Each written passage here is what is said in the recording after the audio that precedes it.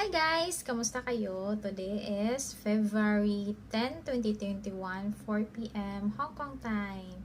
Yes, andito tayo sa Hong Kong guys. Naka-quarantine for 21 days. Andito tayo sa Dorset 2-in-1 Hotel. Ayan, may Dorset 1 Chai din kasi. So, andito tayo sa 2-in-1. So, in today's video is a room tour but decided to make a short video regarding and processing in traveling during pandemic.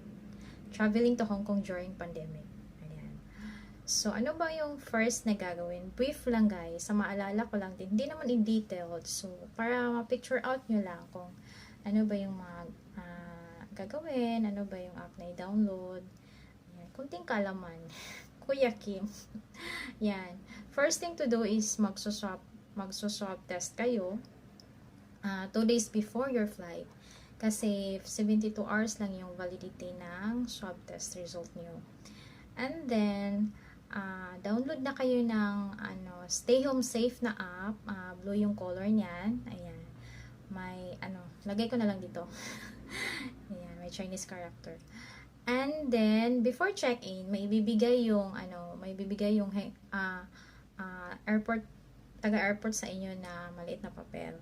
Andun yung website ng Hong Kong government na i-type nyo lang sa Google and then may lalabas doon na form. Fill upan nyo lahat ng kailangan doon. Lahat ng information na kailangan doon. Then, pagkatapos, submit at may lalabas na QR code. Yung QR code na yan is napaka-importante yan guys sa lahat ng mga sa lahat ng processing dito sa Hong Kong Airport. Ayan. Parang igaganon mo lang sa kanila, pakita mo na may ganun ka na, tapos proceed ka na sa next step. Ayan.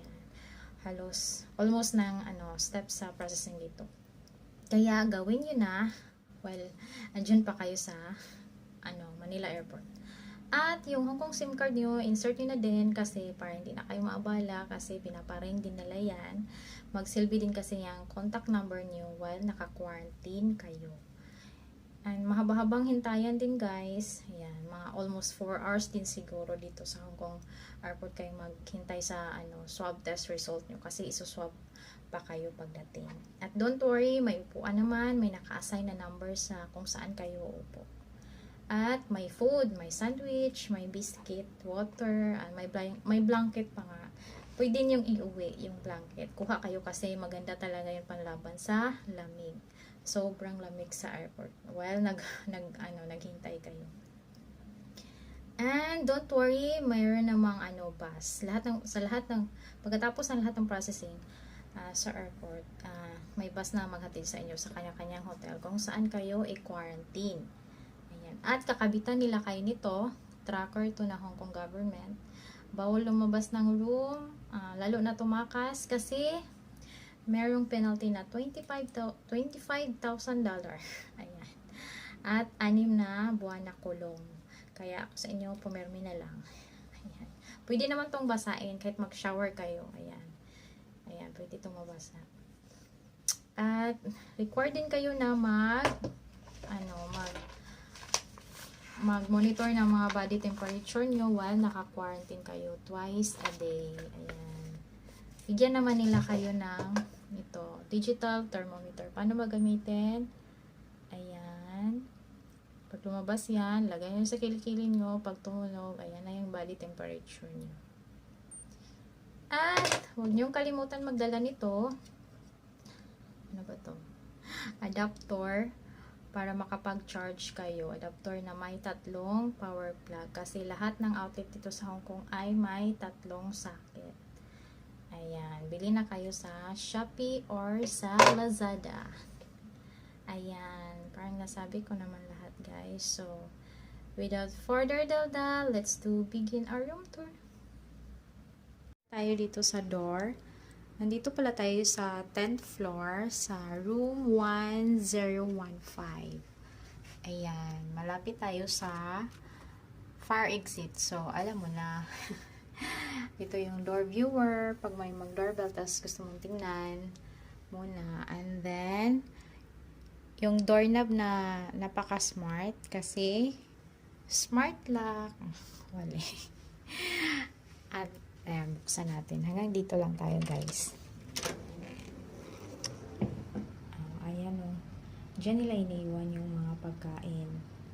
Ayan. Tapos, pagtapos mo kumain, sa sahig mo na ilagay. At ito yung key card. At ito yung switch and aircon controller. And dito sa left side natin, may sila pa OOTD na mirror. Ayan. Lagi talaga tayong naka winter OOTD, guys. Or pang winter kasi malamig dito now. At ito yung queen size bed. Ayan. Yung design ng mirror niya. Ayan. Ito yung comfort room. Carpeted siya, guys. So, okay lang magpaa. Ayan yung closet.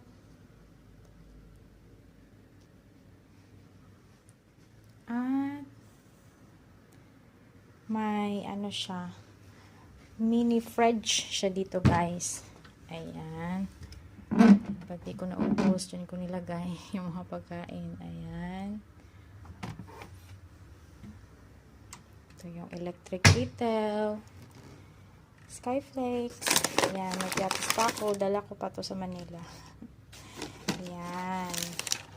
Ito yung mga bigay ng padala na employer ko. Napakabait kong Ma'am S. Thank you, Ma'am.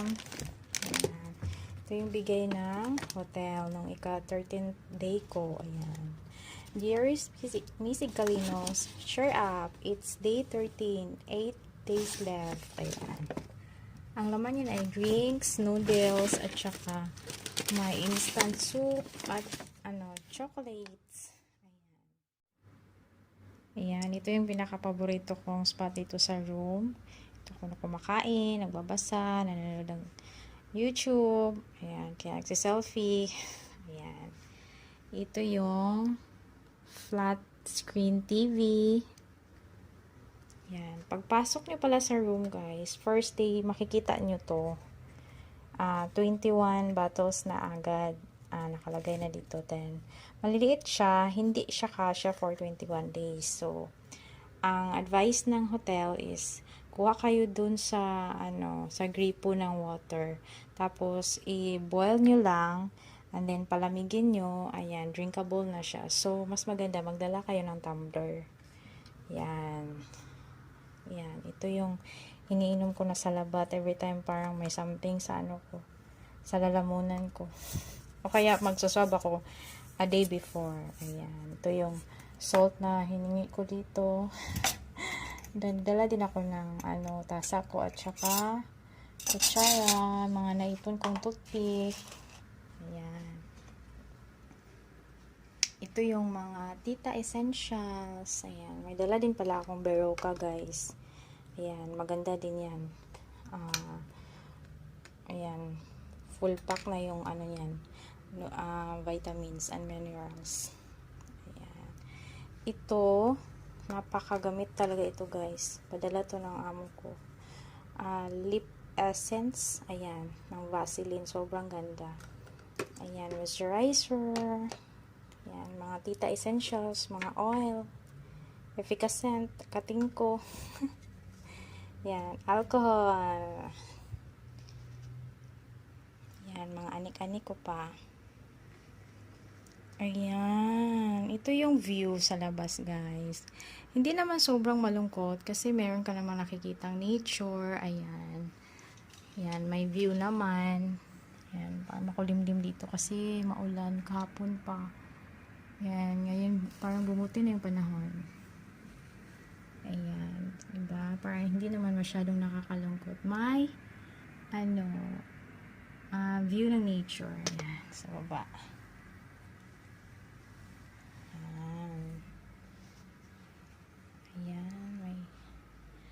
Ayan, may books akong dala at saka Bible. Sobrang essentials ng Bible, guys. Magdala kayo. Magbasa kayo ng gospel everyday to strengthen your spiritual side.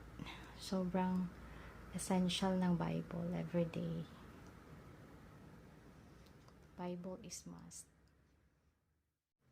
Twice a week pala sila nagpapalit ng mga towels at saka nagbibigay ng mga tissue. Yan, dito tayo sa my comfort room, guys. Ayan, may mirror sila dyan. Hindi ko naman abot. Ayan, dito ako naglalaba. Ayan, oh, may dala akong surf. Ayan. Ayan. Yung mga shampoo, toothbrush, at saka itong paper cup na ito, ginawa kong sabonera kasi meron naman akong gasa. Ayan. Paborito kong mag-shower kasi sobrang lamig dito at may hot and cold sila. Diba? Perfect. Ayan. Hindi naman kalakihan yung room, guys, pero sobrang cozy niya. Sapat lang sa akin kasi ayoko din naman yung malalaking room tapos ako lang mag-isa. Para siyang nakakatakot. Para lang sa akin. Ayan. Thank you so much, guys, for watching until the end. Yan na lang siguro, guys. Thank you. Bye-bye. Be safe always, guys.